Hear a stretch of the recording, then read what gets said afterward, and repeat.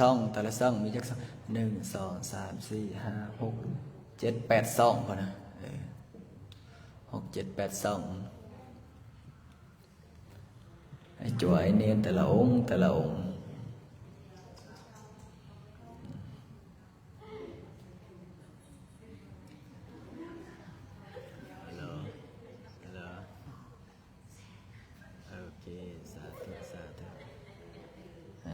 สาธุบุญ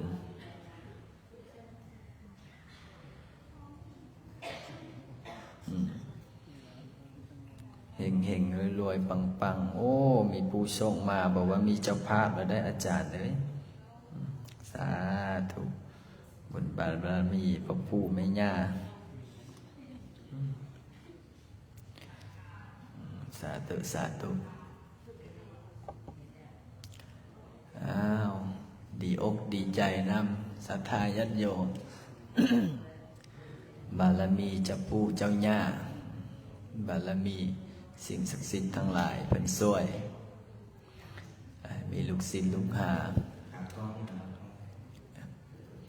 มื้อนี้สวดจักจบเฮ้ย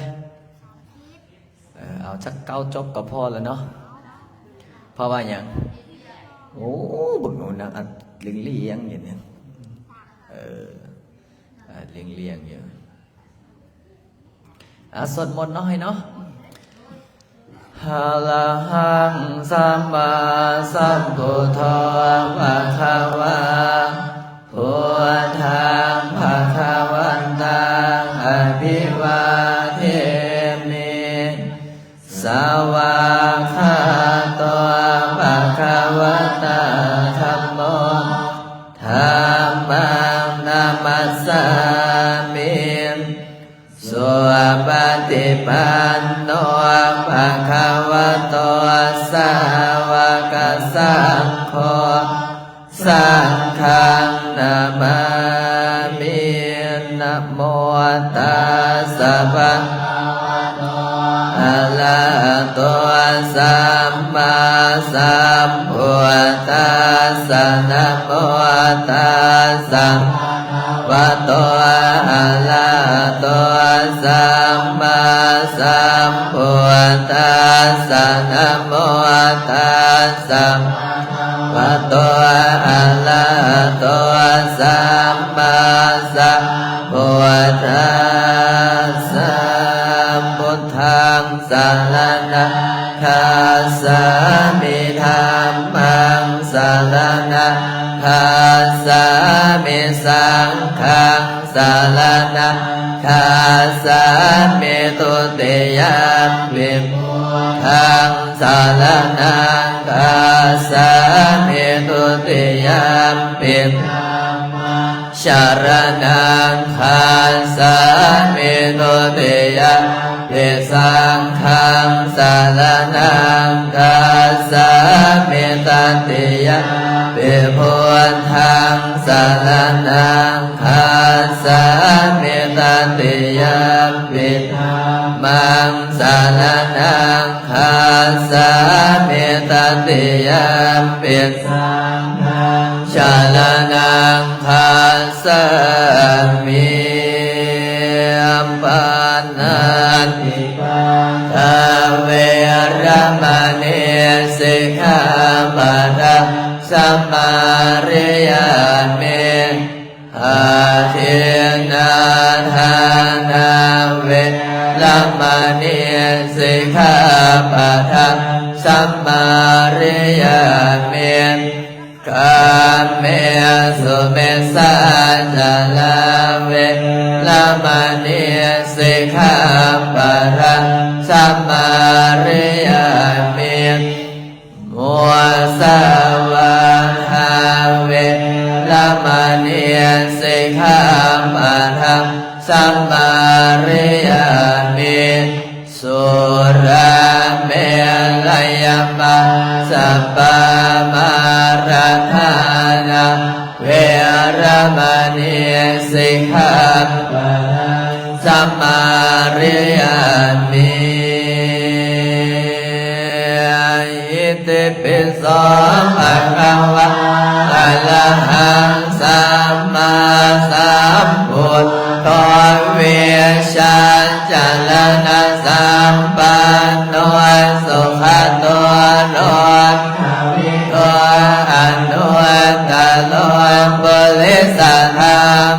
สะลติสัทธาเท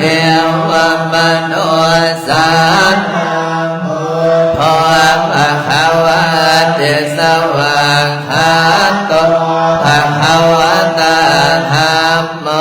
สันติโกอาการิโก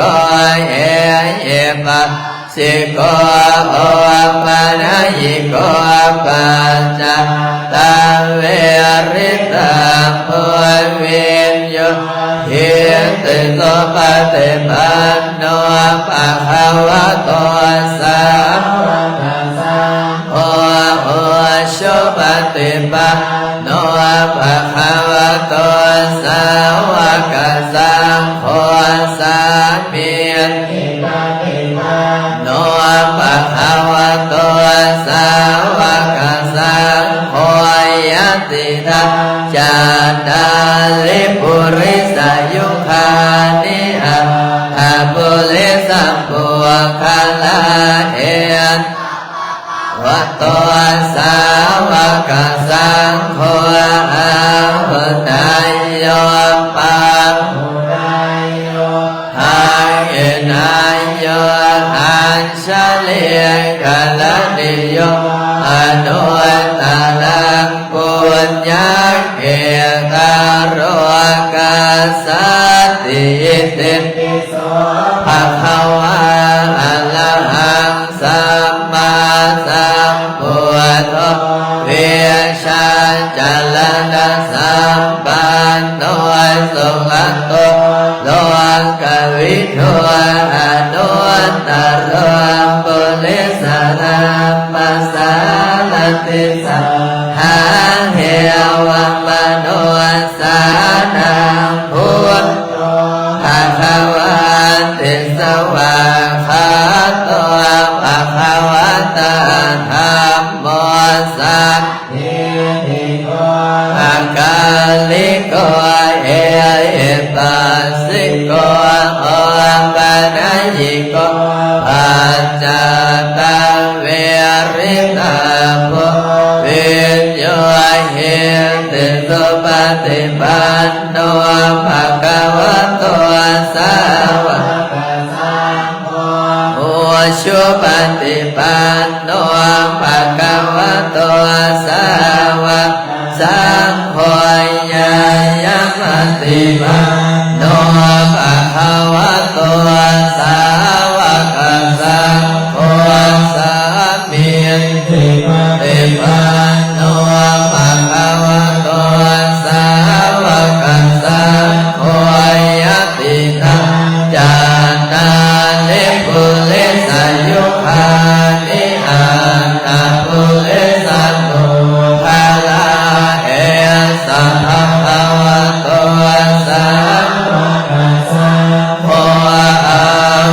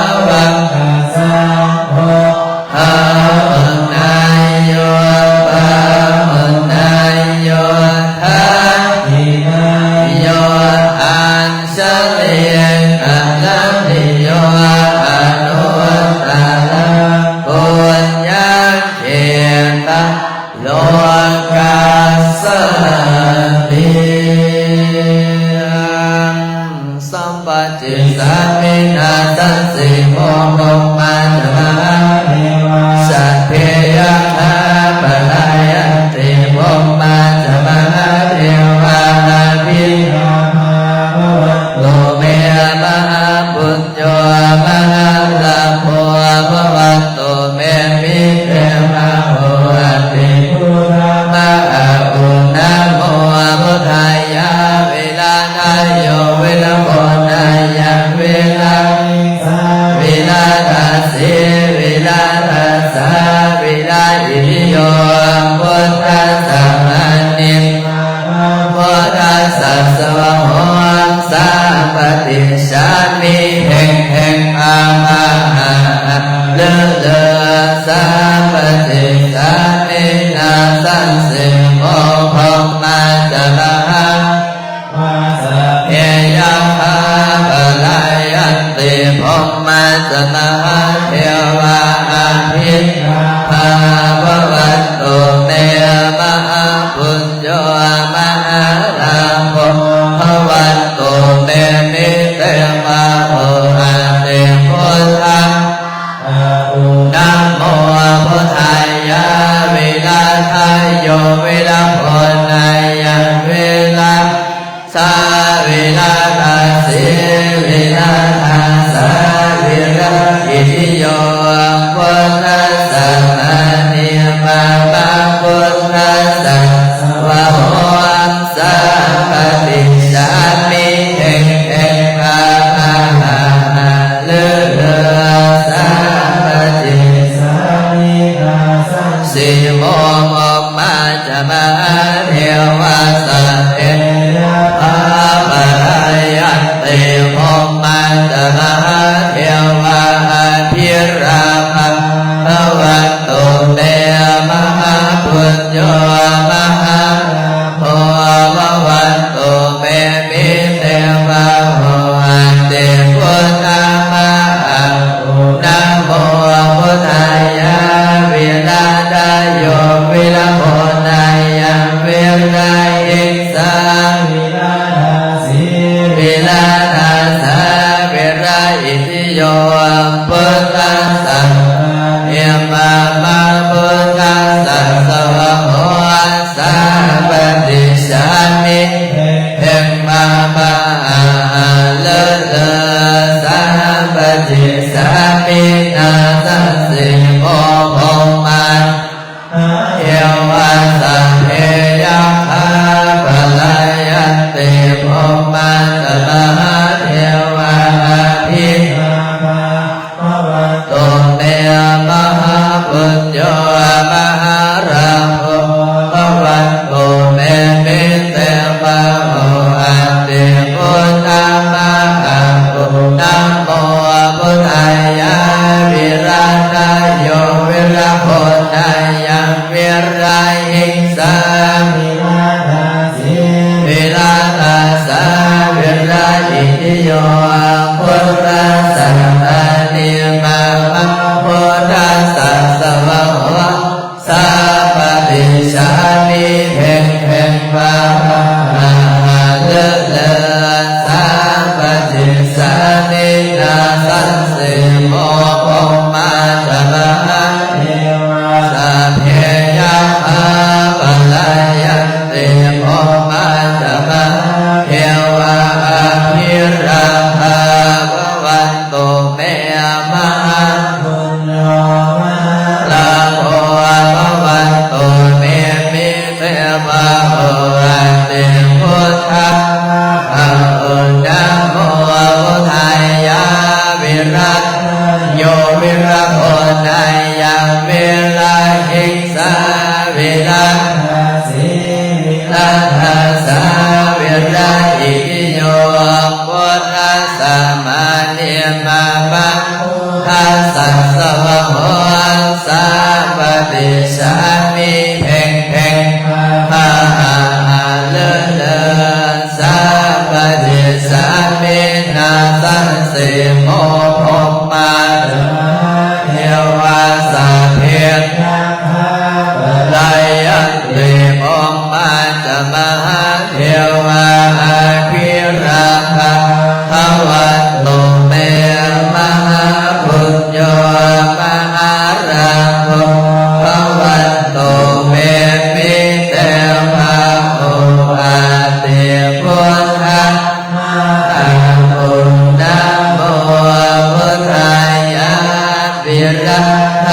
โย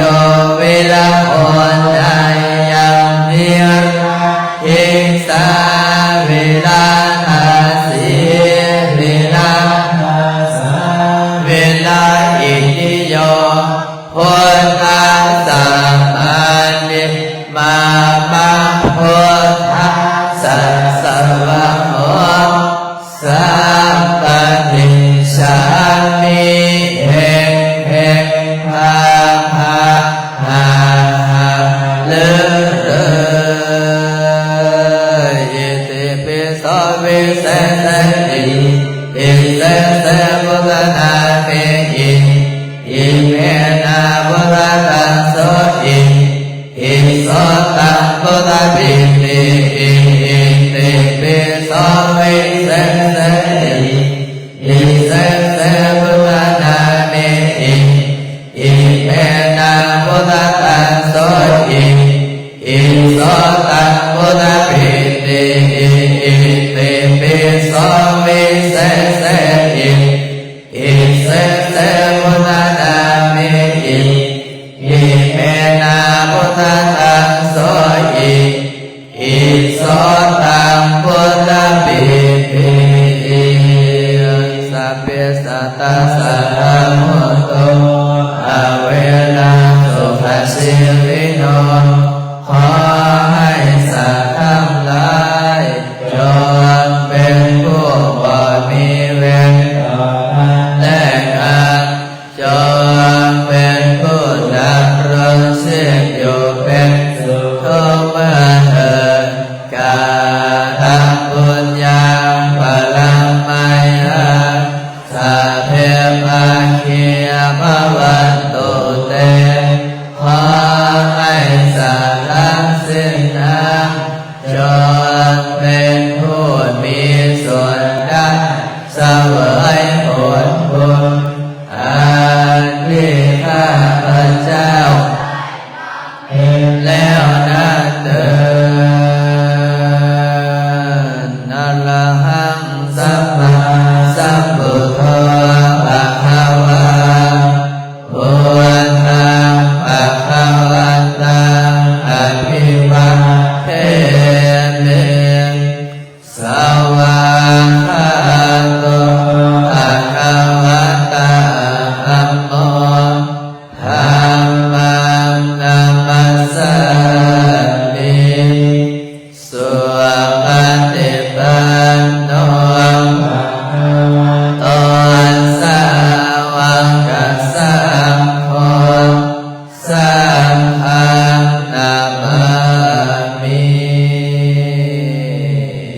สาธุ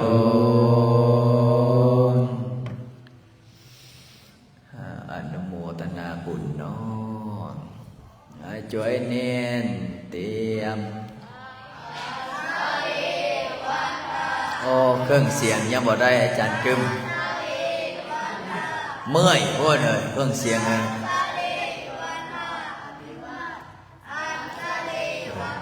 ยังบ่ทันผ่านสวดมนต์ให้ตายแท้นั่นนี่นะแบบใส่พลังเสียงเดี๋ยวจะเบิ่งเดี๋ยวจะเอาพอออกไม่ออกเตรียม1 2 3ฮะถอด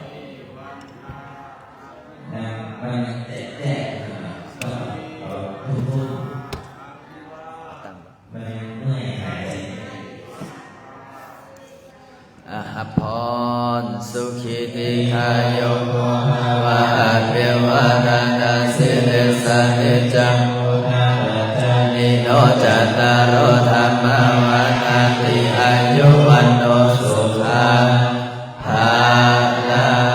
งญาณัมโลกาปันจันนิโลกาปัญญาจันเนมายะโสกาปัตจันนิโสกาวันโตสัพเพติโนเอตวัตจามเมสัพพะตังสัพพะนัสสะเทวะอนุโมทันตุสาธุเฮงๆรวยๆปังๆให้ตังไหลมาเทมาเด้อปี 2026ปี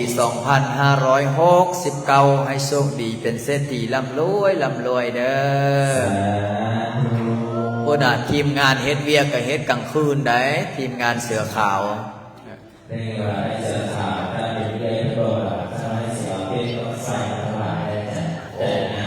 สาธุ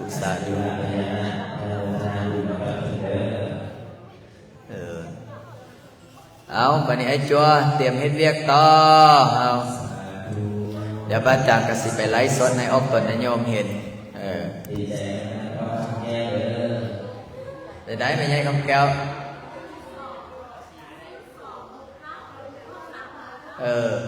เป็นยังไงได้จักรล้านโอ้ได้7 ล้านด้วย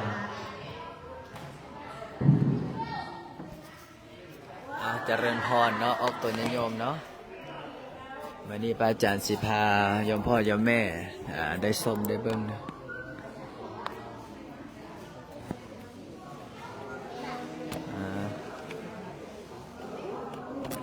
เดี๋ยวสิพายมพ่อยมแม่ไปเบิ่ง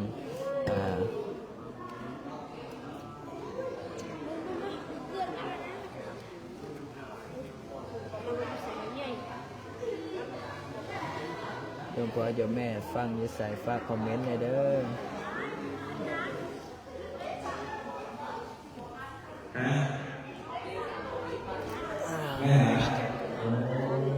โอ้แสดงว่าจากนั่งสมาธิมันคือมีฟุ้งเนาะนั่งสมาธิมันคือมีฟุ้งได้เงินก็คือได้เงินโซ่ได้การงานโอ้นี่ภาพที่ออกตนโยมสร้างจองเมื่อคืนนี่เด้อนี่ภาพที่โยมพ่อโยมแม่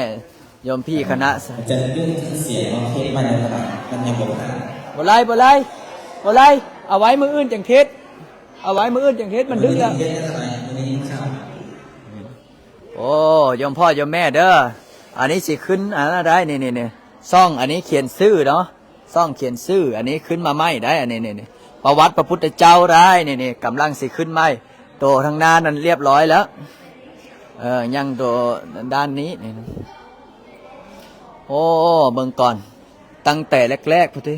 เฮ้ยทางผีได้เฮ้ยผีได้ทางผีป้อ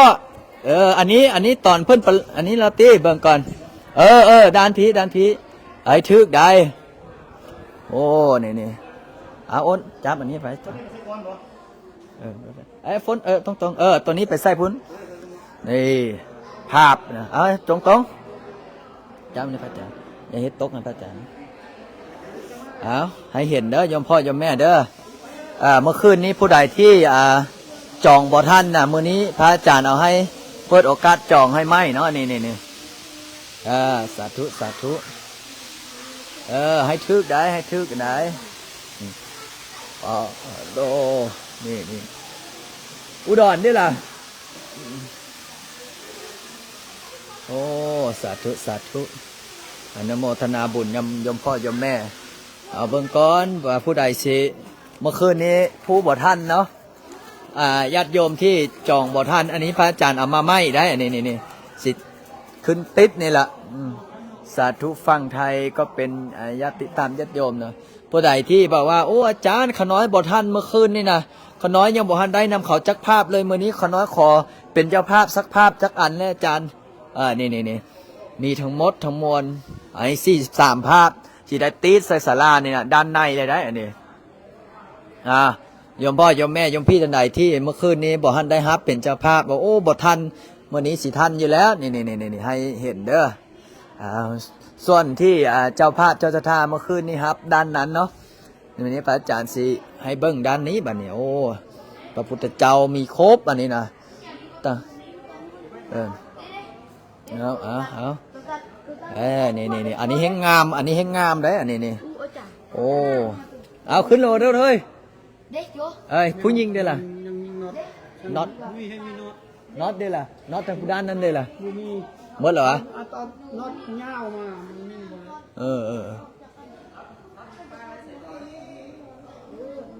นี่เห็นน้ำกันเอาผู้ใดบอกว่าโอ้อาจารย์ขน้อยขอฮับเป็นเจ้าภาพนั่นเด้ออาจารย์เมื่อคืนนี้บ่ท่านเขาเจ้า มื้อนี้ได้เจ้าภาพเจ้าศรัทธาเนี่ยภาพละ999บาทเนาะพระอาจารย์กสิเอาซื้อมาติดใส่เนี่ยนี่ติดใส่นี่อ้าวโยมพ่อโยมแม่โยมพี่ไอ้เจ้าเปียกนี่หูบ่อันนี้ตอนยังอันนี้ฮะตอนยังอันนี้ฮะตอนยังอันนี้ละตอนเพิ่นออกไปเบิ้งไอ้ชาวเมืองอันนี้นะอันนี้เพิ่นตอนเพิ่นเตรียมออกบวชนี่พุ่นเบอร์พระอาจารย์สิเล่าเบื้องต้นมาก่อนภาพเราเท่าไหร่ภาพเจ้าภาพภาพหนึ่งเท่าไหร่แล้วนะ999บาทเนาะหรือว่าถ้าเงินกีบกับประมาณ650,000กีบนี่ประมาณนี้เดี๋ยวกรรมนมัสการโยมแม่พรหมเกษตรจุดเทียนเสริมบารมีสาธุนะครับโยมแม่สาธุนี่ให้เห็นเด้ออันนี้เจ้าภาพอันนี้ตอนเพิ่นอีหยังอันนี้โอ้อันนี้ตอนศรีสุทโธหรือว่าพ่อพระพุทธเจ้าอันนี้นมัสการเงินดอกไฟเด้อสาธุโยมแม่อันนี้ตอนพ่อแม่ของพระพุทธเจ้าอันนี้ตอนเทวดาส่งพระพุทธเจ้าลงมาเกิดอันนี้ตอนสางมอบดอกบัวให้แม่พระพุทธเจ้าอันนี้ตอนเพิ่นประสูตินี่ตอนเพิ่นประสูติอยู่ลุมพินีอันนี้ตอนพราหมณ์ตอนพราหมณ์มาทำนายทายทักพราหมณ์มาพราหมณ์108ได้นี่มาทำนายทายทักว่าองค์สมเด็จสัมมาสัมพุทธเจ้าเจ้าชายสิทธัตถะนี่นะสิได้บวชหรือสิได้ครองกษัตริย์อันนี้พราหมณ์นี่พราหมณ์ก็มาทายแล้วได้อันนี้นะพราหมณ์อันนี้มาทายว่าโอ้เบิ้งหนูข้าพเจ้าสิมาทายเบิ้งพอมาทายปุ๊บว่าพระพุทธเจ้านี่สิได้ออกบวชไอ้ตอนเพิ่นอายุ7 ปีตอนอายุ7 ปี7 ขวบเนาะพระพุทธเจ้าครับไปนั่งสมาธิอยู่ต้นต้นไม้ก็โอ้มไปตามเงาของพระพุทธเจ้าปกเงาพระพุทธเจ้าตลอดเลยตอนไปแหกนาขวัญอ๋อแม่แอเนาะสาธุโอ้แม่แออนุโมทนาบุญเด้อแม่แอจองแล้ว1 ภาพเบิ่งก่อนเดี๋ยวเขียนไว้ก่อนเขียนไว้ให้เพื่อนนะครับหน่อยอันนี้อันไม่ได้อันนี้นะแป๊บหนึ่งแม่แอผู้ใดผู้ท่านได้จองแม่แอฟาเดอร์แม่แอแล้ว1 ภาพได้มาแล้ว1 ภาพสาธุโอ้แม่โนบ่เอาสักภาพบ่อันนี้ตอนเลิกคู่ได้อันนี้นะนี่ตอนเลิกคู่นี่สาธุอันนี้ตอนนางยโสธราแปลว่าหยังเมียพระพุทธเจ้านี่แล้วอันนี้ตอนเพิ่นออกไปบอกว่าโอ้คนเฮานี่มีความเกิดความแก่ความเจ็บความตายผลสุดท้ายเห็นสมณะนี่ออกไปบวชเลยนี่ผู้ใดอยากเป็นเจ้าภาพใดบอกเด้อเบิ่งอะไรอันนี้ตอนเพิ่นออกบวชได้นี่ภาพเท่าใดอาจารย์ภาพละ650,000กีบเนาะภาพละ650,000กีบพอออกตุยถามเข้ามาพระอาจารย์ก็สิได้ติดซื้อติดนี่ใส่นี้ได้นี่เขียนชื่อเขียนนามสกุลใส่ไอ้ตอนเพิ่นออกบวชก็เห็นพวกนางฟ้อนนางลำละฟ้อนลำโยมแม่จองประสูติโยมแม่สมพรเอาอีกภาพใช่ไหมโอ้โยมแม่สมพรเอาแล้วบ่โยมแม่สมพรจะเอาอีกภาพไหมนี่โยมแม่สมพรบ่อันนี้ตอนพระพุทธเจ้าเพิ่นออกบวชได้นี่เพิ่นก็ไปหาลูกเพิ่นแล้วซื้อว่าหยังเปียกลูกพระพุทธเจ้าซื้อหยังซื้อหยังเลยผู้ใดตอบถึงโอ้ลาหุนกากเทจุเปียกเนี่ยบ่ฮู้หยังเลยขน้อยจองภาพนึงเด้อยมตุ้ยยมตุ้ยพอออกตุ้ยบ่ไม่ออกอันนี้ฮะตุ้ยนี่โยมตุ้ยนี่ภาพนึงแล้วสาธุภาพใดภาพใดบอกพระอาจารย์เด้ออันนี้ตอนตอนใดละอันนี้ตอนพระพุทธเจ้ากำลังสิออกบวชอันนี้ตอนเพิ่นพร้อมกับนายสั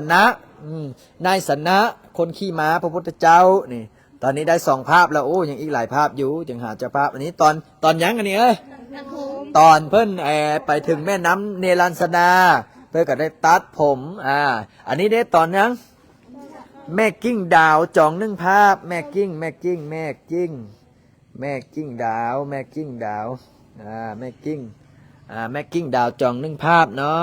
เอาอันนั้นเอาภาพใดแม่กิ้งดาวนี่สาธุได้มาแล้ว2-3เจ้าภาพแล้ว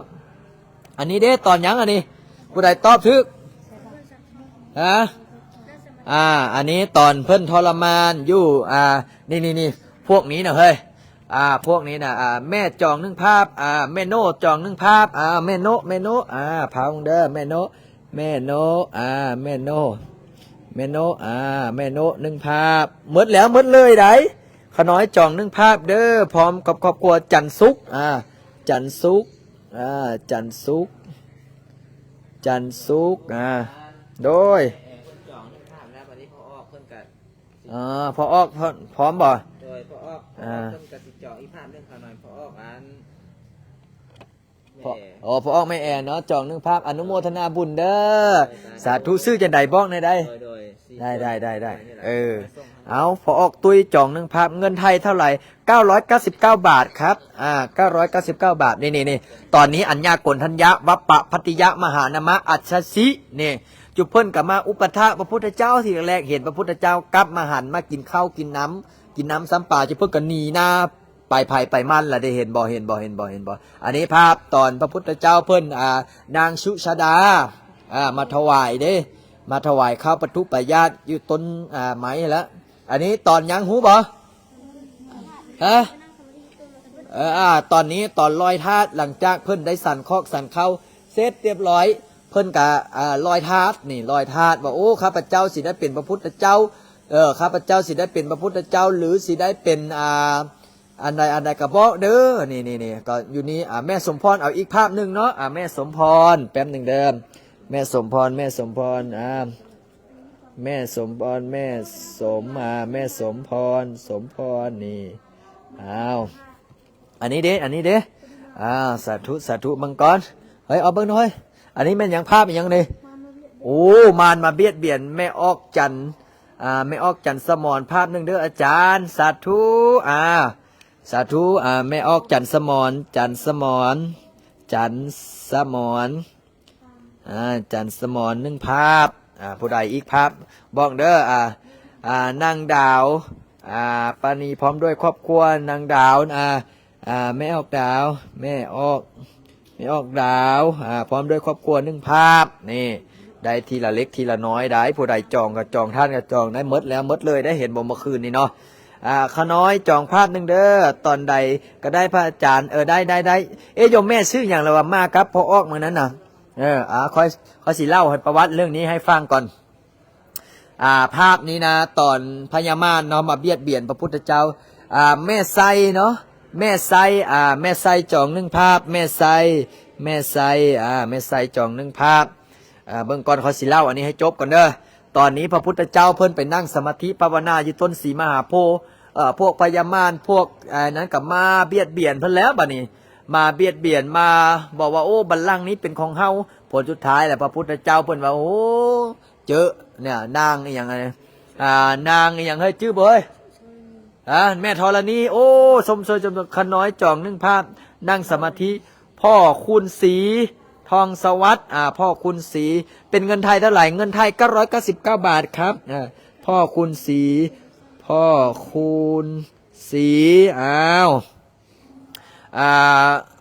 ต่อนางสุสดาถวาย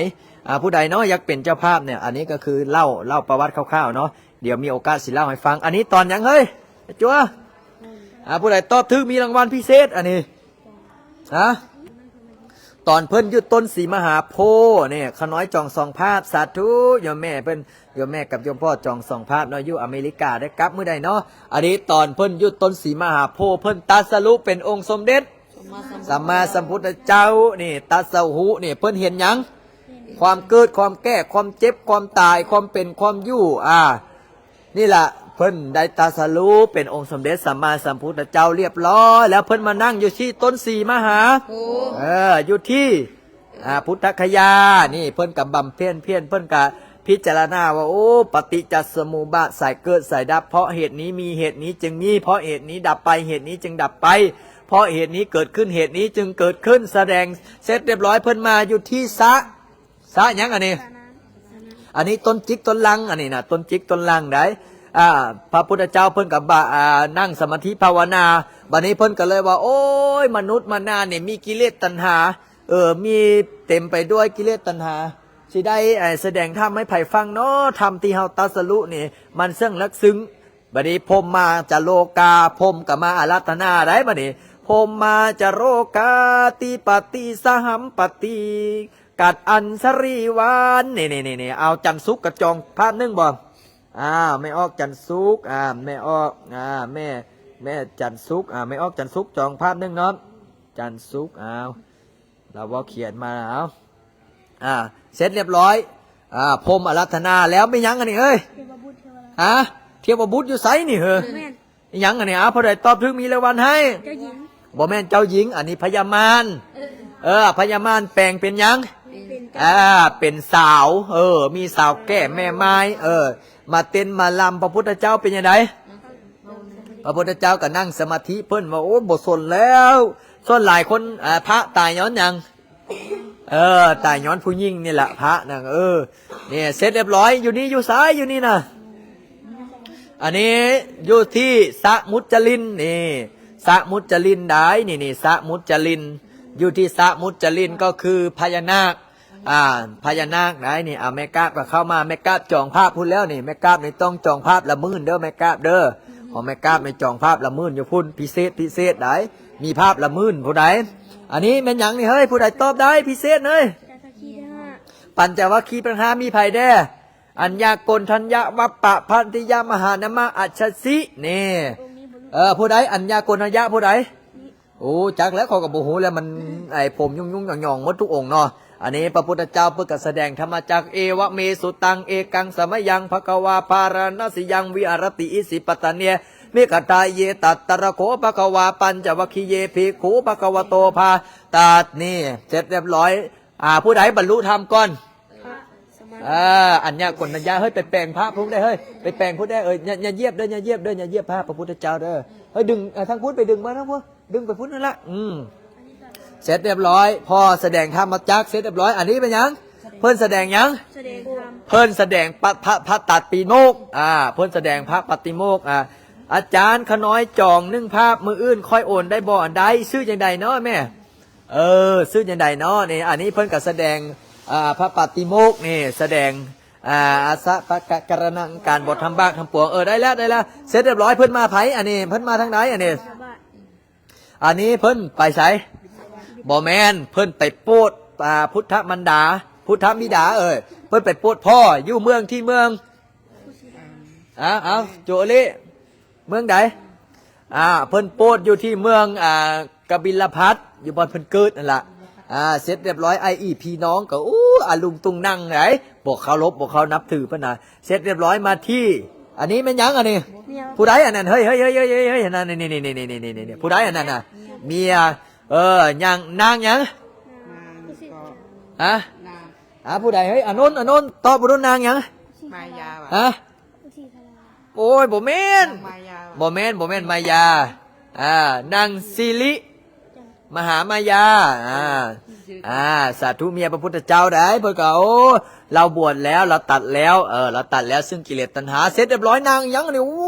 บุดตายแม่ยังนี่เฮ้ยพระจามานยังคือบางงามแท้เอาบ่ถ้าเป็นเมียไปนี่ให้ติติ้ง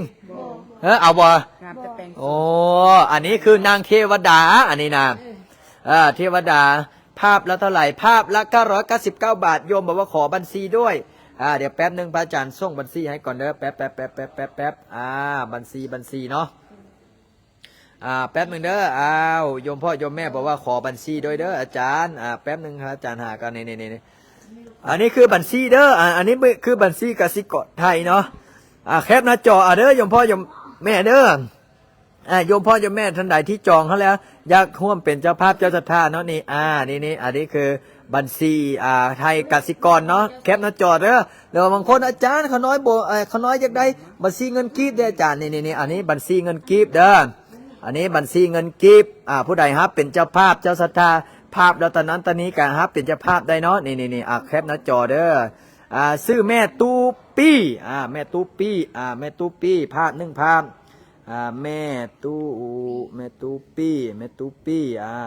แม่ตู้ปี้หรือบี้วะแม่ตู้บี้เนาะโอ้ยอย่าไปเขียนชื่อเราพิษเด้อเว้ยเราบ่จ่ายปัจจัยให้เฮาแล้วล่ะเฮาติดหนี้เขาละอันนี้ภาพตอนอันนี้เพิ่นพาพระอหย่างเราว่าเบิ่งก็เด้อพระอาจารย์จื้อหลายองค์โพดนันทะนันทะอันนี้นะเพิ่นพาพระนันทะส่งคิวเงินกีบให้ได้เดี๋ยวแป๊บแคปเอาเด้อแป๊บหนึงพระอาจารย์หาเบิ่งก่อนกับเงินกีบนี่ตามนี้เด้อแคปหน้าจอเอาเด้อแคปหน้าจอปิ๊บพุทโธธัมโมสังโฆแคปเอาเลยเด้อนี่แคปหน้าจอท่านอยู่เนาะเงินกีบส่งคิวยมแม่แมวยมแม่แมวยมแม่แมวยมแม่แมวกระจองแม่แมวแม่เฮ้ยเขียนผิดแม่แมวแม่แมวอีก1 ภาพแม่แมวอีกเจ้าภาพหนึ่งเนาะเอา3 ภาพเด้อสาธุเอาใกล้หมดละอันนี้ตอนนันทะไปเห็นนางเทพไทยเทวดาอันนี้เสร็จเรียบร้อยผู้ใดเฮ้ยอันนี้เฮ้ยล่อหน้าตาดีๆนี่เฮ้ยผู้ใดอันนี้ซื้อยังโอ้เอาผู้ใดตอบผิดแล้วแม่นดีดหูบ้านึงเอาผู้ใดตอบผิดมันดีดหูบ้านึงเอาผู้ใดซื้ออย่างตรงคุณแม่ลูกของพระพุทธเจ้าผู้ใดผู้ใดต้อมขอบัญชีเงินไทยนะครับได้แป๊บนึงพระอาจารย์ผู้ใดตอบถึกละลูกพระพุทธเจ้าซื้อหยังกิจจะโอ้กะกิจจะบ้านมึงตีมึงสอนประจำผมนี่ประจำเว้ยซื้อหยังตอบถึกละได้คะแนนเนี่ยเอาซื้อหยังเอาตอบถึกบ่โอ้ยเมื่อกี้นี่ยังเพิ่นได้ลูกนะอันนี้กำลังแย่เล่นลูกเนียนเนาะอันนี้บัญชีไทยเด้อเป็นเงินกีบเท่าใดอาจารย์650,000 กีบเนาะอันนี้คือสามเณรลูกพระพุทธเจ้าน่ะซื้อจังไดโอ้ยคือบ่จื้อว่ะซื้อจังไดนั่นล่ะบ่จำน่ะซื้อสามเณรลาหุนนี่ข้าน้อยจองอีกภาพ1เด้ออาจารย์รวมเป็น2 ภาพเด้อสาธุใดซื้อจังไดฝากคอมเมนต์เด้ออันนี้สามเณรลาหุนพระพุทธเจ้าบวชให้เสร็จเรียบร้อยบวชแล้วก็อันนี้ผู้ใดนี่อันนี้ซื้ออย่างไหนเพราะพระพุทธเจ้าซื้ออย่างไหนผู้ใดตอบถูกเดี๋ยวปั๊บมัก10ให้เอาซื้อโทสุดโทธนะพระพุทธเจ้าเพิ่นกับมาโปรดพ่อเพิ่นเนาะเพิ่นกับว่าความเกิดความแก่ความเจ็บความตายมันเป็นธรรมดาเด้อพ่อเด้อเพิ่นก็ได้มรณภาพตายนั่นแหละเสร็จเรียบร้อยอยู่ไสอันนี้เฮ้ยตัวผู้ใดอันนี้น่ะอยู่ไสอันนี้น่ะอยู่ต้นสีมาบ่แม่นนั่นล่ะบ่จื้อบ่จำอาจารย์เคยสอนนะอันนี้คืออยู่สวรรค์เพิ่นไปโปรดไผโปรดแม่เพิ่นนั่นแหละนี่เพิ่นไปโปรดแม่เพิ่นเด้อันนี้นะเพิ่นไปโปรดแม่เพิ่นได้โยมพี่เจ้ยจองอีกภาพนึงเนาะโยมพี่เจ้ยโยมพี่เจ้ยพี่เจ้ยได้สละเอ่ยเจ้ยโยมพี่เจ้ยอีกภาพนึงนี่โยมพี่เจ้ย1 ภาพเนาะตอนนี้ได้พูดละภาพพูดละ2อันนี้ตอนเพิ่นไปโปรดแม่เพิ่นอันนี้เด็บตอนไหนละตอนยังอันนี้ตอนนี้ตอนเพิ่นลงจากสวรรค์โยมแม่โยมนางสุวรรณีกระจองภาพ1ติสุวรรณีแม่ออกสุวรรณีแม่ออกสุวรรณีสุวรรณสุวรรณีวันนี้นี่เสร็จเรียบร้อยนี่เอาภาพเดียวกับแม่สงวนพร้อมด้วยครอบครัวแม่สงวนเนาะแม่สงวนแม่สงวนนี่แม่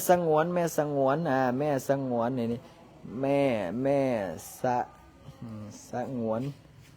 แม่สงวนเด้อ1 ภาพแม่สงวนแล้วก็ผู้ใดอีกอันนี้ข้าน้อยชื่อแม่รัตนาเนาะแม่รัตนาแม่รัตนาแม่รัตแม่รัตแม่รัตนาโอ้ภาพนี้มันหลายภาพมืออื่นพอแล้วจังเมิดซื้อคือสิว่าอันนี้ภาพเพิ่นมาจากสวรรค์นี่เพิ่นกับเปิด3 โลกธาตุคือสวรรค์เทวโลกพรหมโลกนรกนี่เห็นหมดอันนี้เด้ตอนเพิ่นยังมันใกล้มรณ ตอนนี้เพิ่นหยังตอนสันหยังอันนี้สันเฮ็ดผู้ใดเป็นผู้ถวายฮะนายจุนทะหรือว่าสร้างหม้อนี่อันนี้เพิ่นก็ได้มีอาการประสวนนักโอ้เจ็บท้องว่าสันนี่โอ้ปวดนี่เสร็จเรียบร้อยภาพหยังอันนี้ถ้าผู้ใดตอบบ่ได้นี่โอ้ยเขาก็ยักยอมละอันนี้ภาพอีหยัง มรณภาพ มรณภาพบทสวดหยัง กุศลา กุศลธรรมากุศลธรรมาเป็นเงินกีบเท่าไหร่อาจารย์ เงินกีบภาพหนึ่งเนาะ650,000กีบโยมนี่เห็นน้ำกัน โอ้หมดเลยเหรอตีเฮ้ยฮะพูนยังมีอีกตีป้าโตตอนนี้ได้จากภาพแล้วเบิ่งก่อนได้จากเจ้าภาพแล้วเบิ่งพระอาจารย์เบิ่งก่อนเด้อนับเบิ่งก่อน1 2 3 4 5 6 7 8 9 10 11 12 13 14 15 16 17ได้17เจ้าภาพยังหมดละตีนี่นะฮะหมดแล้วอันนั้นต่างหาก17เจ้าภาพแล้วเอาผู้ใดเอาภาพใดฝากคอมเมนต์มาเด้อผู้ใดโยมพ่อโยมแม่พระอาจารย์ขน้อยจองภาพหนึ่ง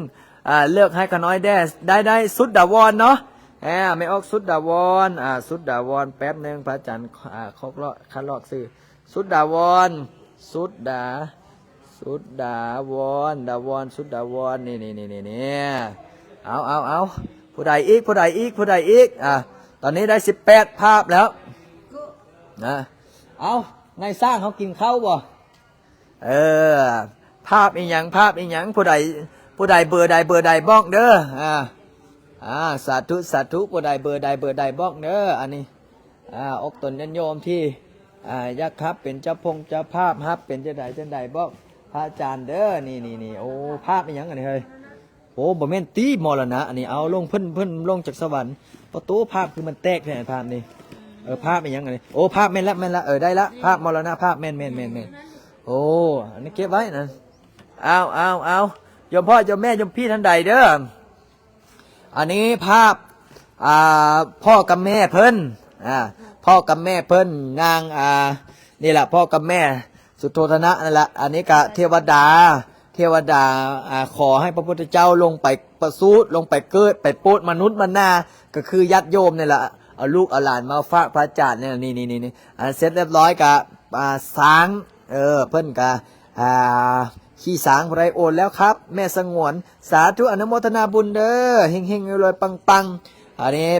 พระพุทธเจ้าขน้อยจองภาพหนึ่งเด้อสาธุผู้ใดซื้อยังไงล่ะแอนบอก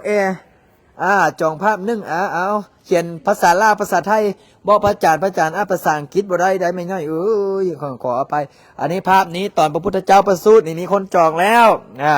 อันนี้ภาพตอนพามาทำนายตอนเพิ่นยังน้อยนี่อันนี้ก็พามาทำนายตอนเพิ่นยังน้อยเสร็จเรียบร้อยตอนเพิ่นนั่งสมาธิตอนยังน้อยเสร็จเรียบร้อยตอนเงินไทยเท่าไหร่คะแม่จำรัด999 บาทโยมแม่จำรัดรับเป็นเจ้าภาพสักอันเด้ออยากให้มีชื่อเนาะพระอาจารย์ก็เอาชื่อมาติดซะนี่ละสาธุนี่แม่จำรัดเนี่ยเอาบ่เนาะจากภาพแม่จำรัดก็ร่วมบุญกับพระอาจารย์ตลอดอันนี้ตอนเพิ่นยิงธนูแข้งเลิกคู่โอนแล้วครับผมแม่สงวนแม่สงวน 1,000 บาทสาธุอันนี้ตอนเพิ่นแต่งงานอายุเท่าไหร่เพิ่นแต่งงานนะฮู้บ่ไอ้จัวฮะสาวเท่าไหร่บ่แม่นสาวเก่าเพิ่นแต่งงานสาวเก่าอันนี้แต่งงานเสร็จเรียบร้อยเพิ่นก็ได้ออกไปพุ่นแล้วเบิ่งเมืองเบิ่งนอกเมืองเนาะกราบนมัสการพระอาจารย์ลินฟังจากภูเก็ตครับสาธุเสร็จเรียบร้อยเพิ่นก็ได้ออกไปเบิ่งชมเมืองได้ว่าเมืองเป็นจังใดนี่อันนี้เสร็จเรียบร้อยเพิ่นก็มาเบิ่งนี้บัดนี้เพิ่นก็เข้ามาแม่จำรัดแม่จำรัดแม่จำรัดปึ๊บนี่เสร็จเรียบร้อยแม่ปานีเด้เฮ็ดจะได้แม่ปานีเอาแม่ซิ่งไม่เอาจักภาพเหรอมืออื่นโอนให้เด้อจานสาธุได้อันนี้ตอนเพิ่นเข้ามาเพิ่นก็เห็นว่าโอ้คนเฮานี่มีกิเลสตัณหานี่มีผู้ยอกผู้ยิงนอนอาบศพอาบปากเนี่ยวันนี้เพิ่นก็ไปบอกลูกเพิ่นไปเลือกภาพให้ได้ขน้อยไปเอาเงินให้อาจารย์สาธุได้แม่ใส่เนาะได้ภาพใดก็ได้เนาะเจ้าเนาะเดี๋ยวค่อยสิหาให้งามๆแม่เพชรต้องเอาภาพละหมื่นเด้อแม่เพชรกับแม่กาบจองอยู่พุ่นแล้ว เดี๋ยวลูกพระสิเอาให้พิเศษนี่แม่เพชรกับแม่กาบแม่เพชรเอาบ่เจาะแม่เพชรเอาภาพหนึงบ่ภาพละมื่นภาพงามๆได้ภาพใหญ่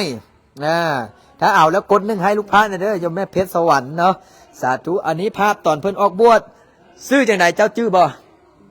ซื้อคนที่ออกบวชนะเพิ่นนะสันหยังสันทกิจอยู่ใส่อีกโอ้แล้วเด้อพระอาจารย์นางดาวไม่ปานนางดาวโอ้ดาวโยมดาวไม่ออกดาว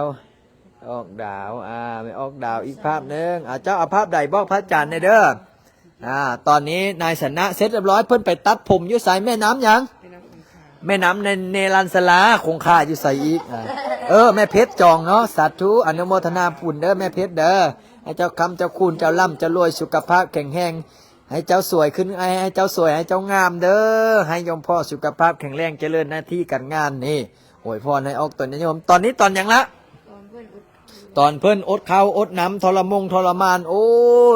อันนี้เสร็จเรียบร้อยตอนยังอันนี้นางชุนางชุสดาถวายข้าวยังข้าวต้มใส่อย่างนี้บ่แม่นข้าวปทุกประญาตเสร็จเรียบร้อยอันยังอันนี้ตอนยังอันนี้บ่แม่นถ้วยเอาธาตุยังธาตุทองคำนี่เอาภาพหนึ่งซื่อพ่อคูณศรีทองสวัสดิ์ภาพหนึ่งแม่ทุ่นคำแม่ทุ่นคำแม่แป๊บ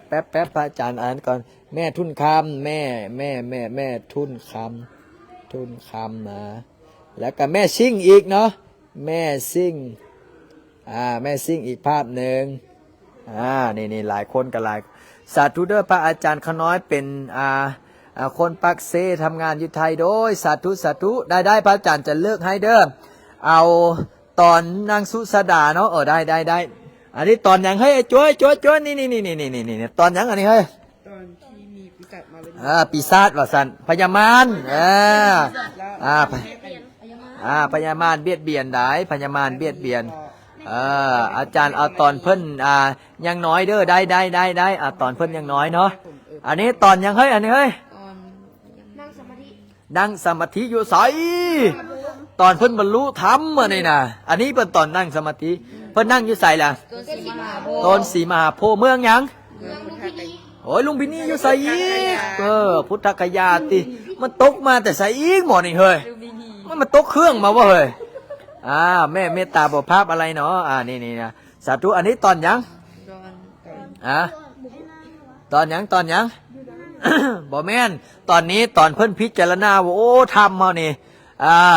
ทำเมานี่เฮาสิแสดงให้ไผโยมพี่เจยบ่เลิกให้ได้สาธุพมมาอาราธนาอันนี้ตอนนี้ตอนยังละตอนพญามารมาเบียดตอนนางพญามารมาเบียดได้พญามารกำลังจากที่ลูกสาวอย่างจากที่สู้พระพุทธเจ้าตอนนี้บ่ได้น่ะก็ส่งไผมาส่งลูกสาวนางตันหานางลอรดีนางอะไรส่งมากระเต้นเยาะเต้นย่องเต้นเยาะเต้นย่องตึงใช่เสร็จเรียบร้อยพระพุทธเจ้าสนใจบ่สนใจเพิ่นนั่งสมาธิภาวนาพิจารณาความเกิดความแก่ความเจ็บความตายส่วนสุดท้ายมาเพิ่นมานั่งอยู่ที่สมุทรหยังโอ้สมุทรปราการบ้านตีไอ้โจน้อยนี่เบิ่งดูไอ้โจเล็กเติมโอ้สมุทรเนี่ยสะหยังเอาตอบใดบ่เอาเฮ้ยสะหยังนั่นละสะหยังอันโน้นสมุทรลินบ่แม่นสมุทรจรินโอ้ยบอกหลายเทื่อแล้วไอ้โจน้อยเฮานี่นะเอาสมุทรจรินนี่พญานาคปกนี่พระนาคปกพระนาคปกนี่ประจำวันหยังพุธโอ้ยวันนี้ล่ะสิได้เหียนประจำวันเสาร์เอาตบมือซ้ำเซยสาธุนี่มุจลินอันนี้ตอนยังละปัญจวัคคีย์ทั้งห้าเพิ่นแสดงพระธรรมจักรกับปวัตตนสูตรว่าด้วยอริยสัจสี่ทุกสมุทัยนิโรธมรรคนี่ทุกคือทุกสมุทัยคือหนทางก็ว่ากันไปยาวๆบุละเวลามันสั้นอันนี้เสร็จเรียบร้อยเพิ่นมาแสดงพระยังนี่พระยังพระยังไปเลยตอบได้สิน227นี่พระยังพระปฏิโมกข์เสร็จเรียบร้อยเพิ่นมาโปรดไผละโปรดเปิดโปรดซื้อหยังเอ้ยพ่อเพิ่นซื้อหยังเอา ซื้อหยังซื้อหยังซื้อหยังละฮะ โมเมน ซื้อโทนะเฮ้ยสุโธธนะสุโธธนะเดี๋ยวพระอาจารย์สิเปิดให้ฟังบัดนั้นนะอันนี้ได้เพิ่นมาหยัง เพิ่นบอกมา ตัดเธออย่าให้เหลือใยตัดใจอย่าให้เหลือเธอนี่ตัดบัวอย่าให้เหลือใยตัดใจอย่าให้เหลือเธอนางหยังเมียเพิ่นน่ะ นางก็เจตนา ฮะ เยอะทำไม นางหยังหยังหยังยะหยังยะโสธรานี่ยะโสธรานี่เอาเสร็จเรียบร้อยเพิ่นมาไผผ้าไปไส เทวดา อันนี้นางอันนี้นาง เทวดาน างหยังนางฟ้าเทวดาเพิ่นผ้าไปพระพระหยังเอาลองบรรลุพระหยังเลยพระหยังข้าน้อยโอนละเด้อสาธุเอาซื้อบอกซื้อพระหยังนันทะอนุรุทธะนันทะนี่แหละอันนี้ละนันทะนันทิยะอันนี้ผู้ใดอันนี้ถ้าโต๊ะบทใดนี่เตะก้นบดึงในตัวของคำนี่ลบซองเลยเอาลูกชายนะเอาบุจื้อ โอ้สมองสิเจ้าก็เอาทำบทชื่อนี่เอาถือเตะก้นมาดึงแขนเอาหนึ่งสองสามลูกพระพุทธเจ้าซื้อที่ไหนลาหุนเหงาโอ้ยดินหูมาดึงไหนลาหุนอันนี้นะเพิ่นนี่เสร็จเรียบร้อยผู้ใดอันนี้ผู้ใดอันนี้ พ่อ มาโปรดพ่อพ่อเป็นซื้อหยังถ้าแม่นบ่ได้กับแม่นงึดละเอา ตาย5ละ เฮ้ยมึงอย่าหนีแม่ตอบคำถามนี่มาพ่อพระพุทธเจ้าชื่ออย่างไร สุโธธนะ สุโธธนะโอ้ย มีซื้อ ก็คิดอยู่ เอานี่ได้เพิ่นไปแสดงท่าไม่ไผ ทำให้แม่อยู่สันหยัง สดาวดิง ดาวดิ่งเพิ่นละเอาอันนี้เพิ่นไปใส่มาใส่อันหนึง ลงมาจากสันดาวดึง ลงมาจากสันดาวดึงไปโปดใส่มา ไปโปรดเทวดา ไปโปดแม่เสร็จเรียบร้อยไม่ยังอันนี้ กินเฮ็ด กินเฮ็ดผู้ใดเป็นผู้ถวาย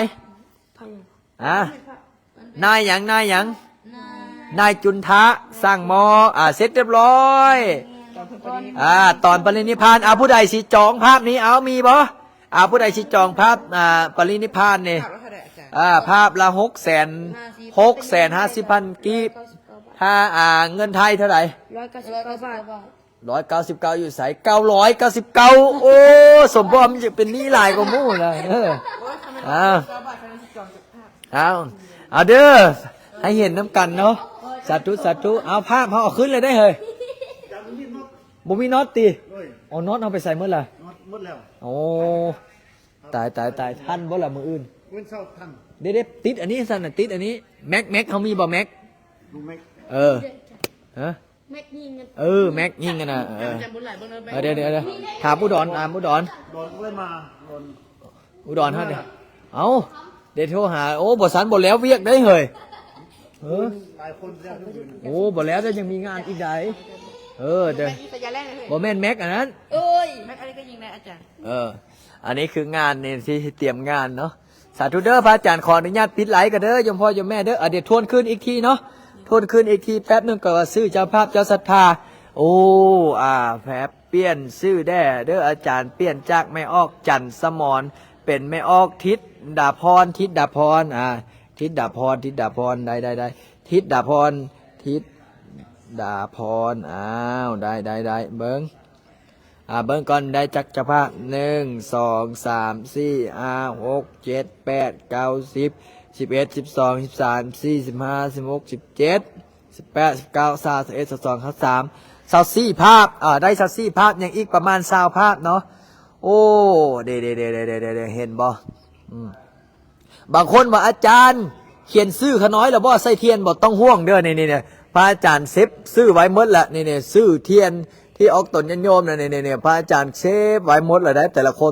เนี่ยมีหมดโยมแม่ของพระอาจารย์น่ะมีหมดเนี่ยบ่ต้องยานเด้อว่าชื่ออาจารย์เขียนชื่อขน้อยเนี่ยได้ขน้อยยังบ่ได้เนี่ยบ่ต้องยานบ่ดูชื่อสิเจ้าน่ะคอยเซฟไว้อยู่นี่หมดละได้โยมพ่อโยมแม่เด้อบ่ต้องยานเด้อว่าโอ้ชื่อขน้อยตกล้นบ่อาจารย์บ่ต้องยานพระอาจารย์เซฟไว้หมดสุอันพันแนวเซฟไว้สุอันพันย่างยกตัวอย่างเบิ่งเอาง่ายๆสั้นๆเบิ่งเด้อ เบิ่งพระอาจารย์สิเบิ่งโยมแม่เมตตาโยมแม่กาบโยมพ่อบุญโยมแม่เพชรโยมแม่โยมพ่อมันไซโยมแม่เดือนโยมพ่อตะโยมแม่สิริโยมแม่น้อยโยมแม่ปุมมาลินโยมแม่อุ่นโยมแม่หนุ่ยโยมพ่อน้อยโยมแม่สีไม้โยมแม่ตำแหน่งโยมแม่พาโยมแม่ซิ่งโยมโยมพี่บุ๋มโยมแม่สมจิตโยมแม่ข้ามโยมแม่สมพรโยมแม่ปานอมโยมแม่แมวโยมแม่โมโยมแม่กองสีโยมแม่เจโยมแม่บิงโยมแม่หมีโยมแม่รัศมีโยมแม่บุญโยมแม่แก้นจอกแก้นจันโยมแม่ออกพวงแม่อมราแม่นิพาแม่แก้วดวงใจพ่อกำเจียนแม่ติ๊กพ่อน้อยแม่โนแล้วก็จันทราแล้วก็พี่อุทัยวันโยมพี่พรดวงดาวโยมพี่โยมแม่สุภาพรโยมแม่กองศรีโยมแม่จอมศรีโยมกงโยมแม่บุญแถมโยมแม่มณีวันโยม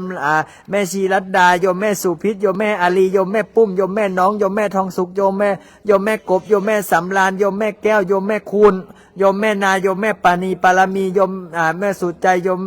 ยมคำไพโยมรอดโยมสนองโยมแม่บัวขาวโยมแม่โยมแม่ออกเอ็มออนโยมสุริดาโยมแม่เกศรโยมเกวินโยมแม่ละอ่อโยมแม่สุวมานโยมแม่ดวงเนตรโยมแม่หนูรักโยมแม่ไขศรีโยมยาลุงวัฒนุกันโยมวงพระจันทร์โยมโอ้ดูเงาจนอ่านบ่เมิดไดถ้าอ่านเมิดนี้12 โมงกลางคืนสิเมิดบ่ล่ะแต่ซื้อนามสกุลของพ่ออ้อไม่ออกมาจานเขียนไว้สุอันแล้วเนาะเด้อนอนรับฝันดีโชคดีร่ำรวยเด้อเพียง